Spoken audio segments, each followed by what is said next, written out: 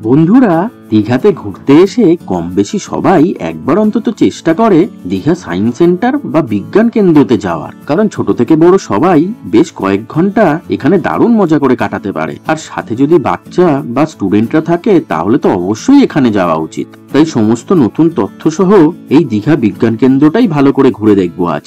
চলো তাহলে ভিডিওটা একদম প্রথম থেকে শুরু করা যাক। ভিডিওটা ভালো লাগলে চ্যানেলটা সাবস্ক্রাইব করতে ভুলো না কিন্তু।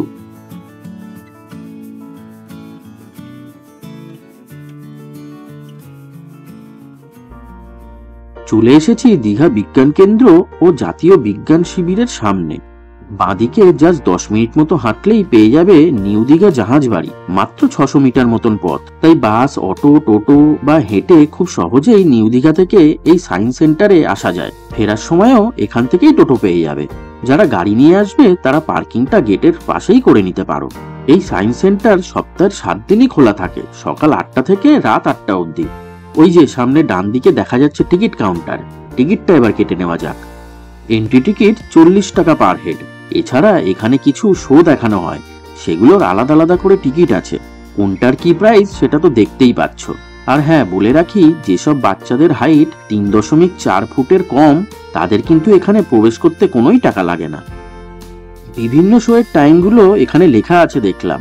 বাংলা আর হিন্দি দুটো ভাষাতেই শো চলে। আর শোগুলো শুরু হয় সকাল 9টা থেকে। তাই সকাল 9টার পরে যখনই আসো না কেন শো দেখতে কোনোই অসুবিধা হবে না। ঢুকে পড়লাম ভিতরে। ঢুকেই বাঁদিকে চোখে পড়ল সেই অদ্ভুত জলের কল, যেখান থেকে অনবরত জল পড়ে কোনো পাইপলাইন ছাড়াই। যারা এর পিছনের বিজ্ঞানটি জানো না তাদের কাছে সত্যিই মজাদার বিষয় এটা একটি।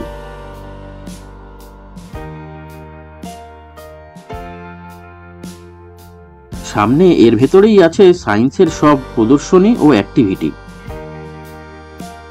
তবে কিছু শো দেখতে গেলে যেতে হবে বাঁদিকে, আর ওইদিকেই আছে একটা দারুণ অ্যাক্টিভিটি পার্ক। ওগুলো পরে দেখব, আগে চলো এদিকটা দেখে আসি। এই দীঘা সায়েন্স সেন্টারটি স্বাধীনতার 50 বছর পূর্তি উপলক্ষে 1997 সালে উদ্বোধন করা হয়। ভিতরে ঢুকেই শুরু হয়ে যাচ্ছে মজার মজার সব বিজ্ঞানের নিদর্শন। চলো দেখাই তোমাদের কিছু। যেমন বাঁদিকে আছে ক্ল্যাপ ট্রি, মানে একটা গাছের সামনে দাঁড়িয়ে যত জোরে হাততালি দেবে ততই গাছে জড়ানো লাইটগুলো জ্বলে উঠবে। পাশের এই 3D অ্যানাগ্লিফটা দেখো, একটা ঝাপসা ছবি সামনে রাখা এই লাল নীল গ্লাসটার সামনে দাঁড়ালে আরো ভালো করে দেখা যাচ্ছে। এটা একটা মজার খেলা। আঁকাবাঁকা তারটার মধ্যে দিয়ে একটা রিংকে নিয়ে যেতে হবে অপর প্রান্তে, কোনো রকম টাচ না করে। মোটেও কিন্তু সহজ কাজ নয়। যারা ট্রাই করেছো তারা তো বুঝতেই পারছো। এখানে সবকিছুই নিজে চোখে সামনে থেকে যখন দেখবে, নিজে হাতে করে যখন সবকিছু করবে, তখন মজা পাবে আরো অনেক বেশি।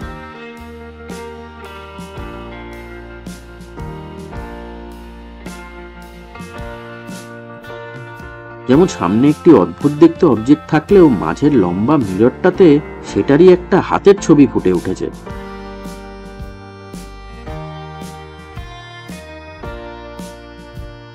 এটাও সেম, সামনের লম্বা মতো ওটা কি প্রাণী বোঝা না গেলেও মাঝে লম্বা মিররটাতে ভেসে উঠছে একটা ব্যাঙের প্রতিচ্ছবি। এগুলোকে বলা হয় 3D অ্যানামরফোসিস।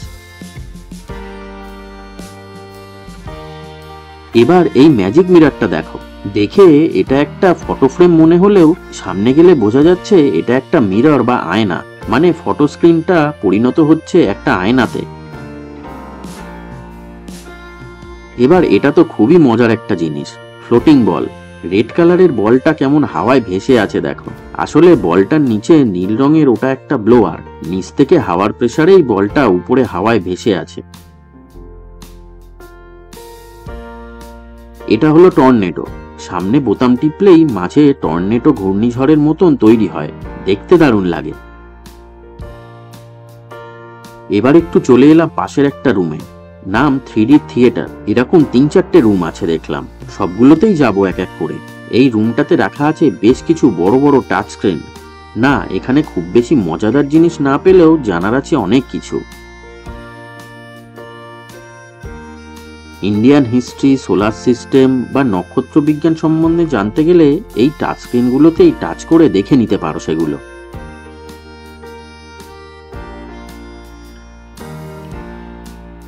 এছাড়া গান্ধীজি সম্পর্কেও বহু তথ্য পেয়ে যাবে এখানে। এই রুমটা পুরোপুরি তথ্যমূলক এডুকেশনের জন্যই বানানো হয়েছে।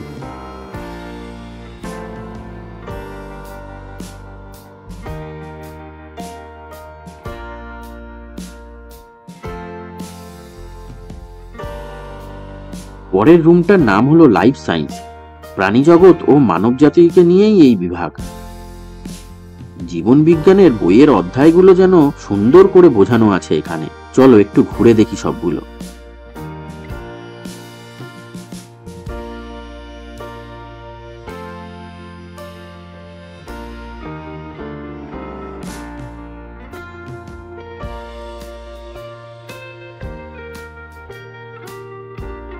বাহ, এখানে মাছের অ্যাকোরিয়ামও আছে দেখছি।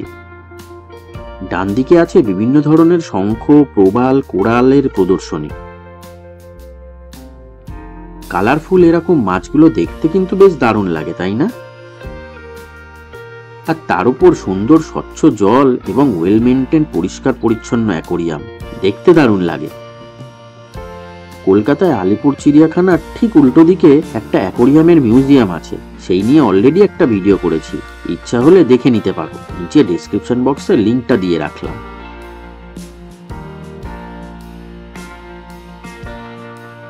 আরো যে কত কিছু আছে, সবকিছু একটা ভিডিওতে দেখানো সম্ভব না, সেটা তো বুঝতেই পারছো। এই জায়গাটা বেশ মজার। একটা বড় টিভি স্ক্রিনের সামনে দাঁড়ালে স্ক্রিনের মধ্যে দেখতে পাবে তোমার সামনে হেঁটে চলে বেড়াচ্ছে ডলফিন, পোলার বিয়ার, পেঙ্গুইনরা। বেশ মজার, তাই না? পাশে এইখানটাতে দেখলাম বেশ কিছু উদ্ভিদ ও প্রাণীকে কিছু একটা কেমিক্যালের মধ্যে প্রিজার্ভ করে রাখা আছে।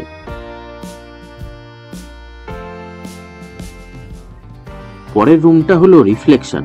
এটা তো আরো বেশি মজার রুম, তাই ভিড়টাও একটু বেশি থাকে এখানে। আলোর নানান প্রতিফলন ও প্রতিসরণের জন্য আমাদের চোখে যে ইলিউশন তৈরি হয়, সেগুলো নিয়েই তৈরি হয়েছে এই রুমটা। যেমন এই জায়েন্ট হলটা দেখো, ছোট্ট একটা রুমের মধ্যে কয়েকটা আয়না এমন ভাবে বসানো হয়েছে যে মনে হচ্ছে যেন এটা কত বড় একটা হল ঘর। পাশেই এটা হলো কার্ভিং টানেল। আমি যেদিকে ঘুরবো টানেলটাও মনে হবে সেদিকেই ঘুরছে।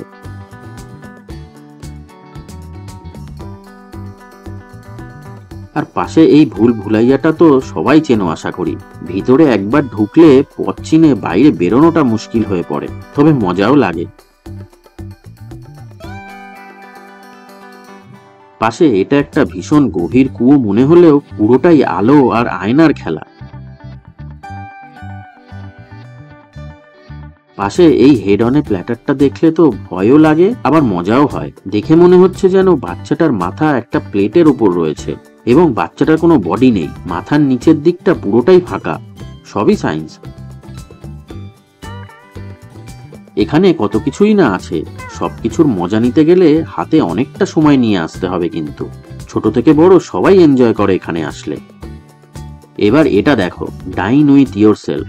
একটা ছোট্ট খাবার টেবিল চেয়ারে বসলেই দেখতে পাবে তোমার মতোই দেখতে আরো 4 জন তোমার সামনেই বসে আছে একই রকম ভাবে, ঠিক যেমনটা দেখতেই পাচ্ছ। দারুণ না ব্যাপারটা? আমি সায়েন্স নিয়ে পড়াশোনা করেছি বলে এই সব কিছুতে আমার আগ্রহ বরাবরই একটু বেশি, তাই দীঘাতে আসলে সবসময় চেষ্টা করি এই সায়েন্স সেন্টারটা থেকে একটু ঘুরে যাওয়ার। আচ্ছা, বলা হয়নি প্রতিটা এক্সপেরিমেন্ট বা অ্যাক্টিভিটির সামনেই বাংলা ও ইংরাজি ভাষায় লেখা আছে কি করতে হবে বা সেটার কি মানে, তাই বুঝতে কারোরই কোনো অসুবিধা হবে না।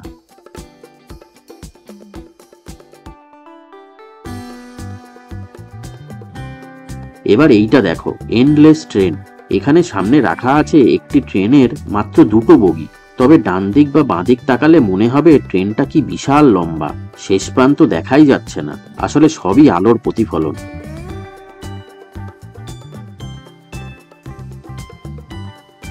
সাথে বাচ্চারা থাকলে দীঘা ঘুরতে এলে তাদের অবশ্যই এখানে আনবেন, কারণ মজা করার সাথে সাথে সমস্ত স্টুডেন্টদের বিজ্ঞানমুখী করাটাই আসল লক্ষ্য।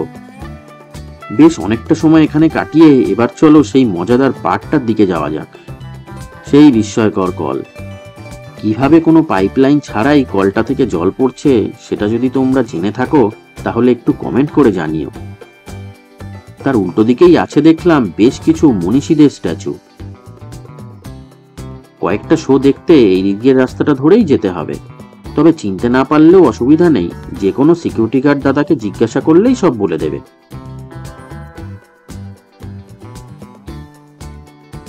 এই দীঘা বিজ্ঞান কেন্দ্রের মধ্যে একটা রেস্টুরেন্টও আছে। ফাস্ট ফুড থেকে শুরু করে বিভিন্ন থালিও পেয়ে যাবে এখানে। তাই বেশ কয়েক ঘন্টা এখানে কাটানোর পর খিদে পেয়ে গেলে কোনোই অসুবিধা নেই। পাশেই এবার এই পার্কটা দেখো, স্লিপ দোলনা তো আছেই, সাথে আছে বেশ কিছু সায়েন্সের অ্যাক্টিভিটি।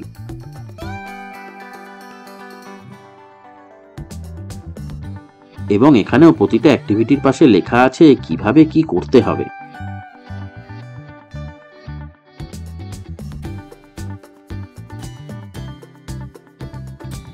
এখন একদম দুপুরবেলা বলে রোদের মধ্যে লোকজন নেই তেমন দেখলাম। তবে সকালের দিকে আর দুপুরের পরে এই পার্কেও ভিড় বাড়তে শুরু করে।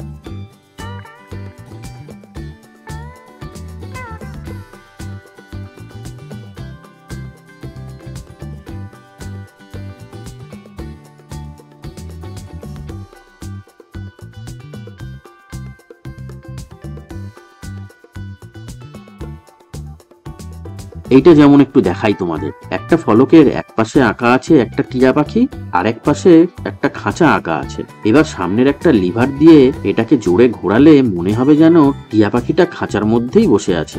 সবই অপটিক্যাল ইলিউশনের খেলা। পুরো পার্কটাই তোমাদের একটু জাস্ট ঘুরে দেখাচ্ছি। সবকিছু তো একটা একটা করে দেখানো সম্ভব না, তাই না? কারণ ভিডিওটা অলরেডি অনেকটা বড় হয়ে গেছে।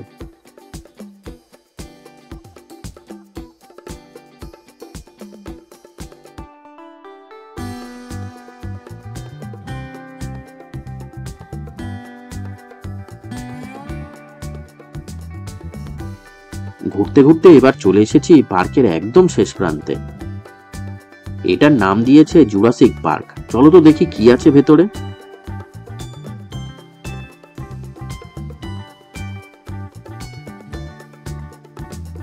ও আচ্ছা, এখানে একটা জঙ্গল মতন করা আছে, আর ভেতরে রাখা আছে বেশ অনেকগুলো বিভিন্ন প্রজাতির ডাইনোসর।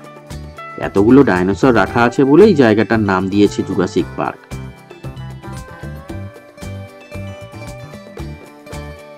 তবে আমার মতে আরো কিছু পশু পাখি দিয়ে আরেকটু জায়গাটা সাজানো গোছানো হলে আরো বেশি ভালো লাগতো দেখতে।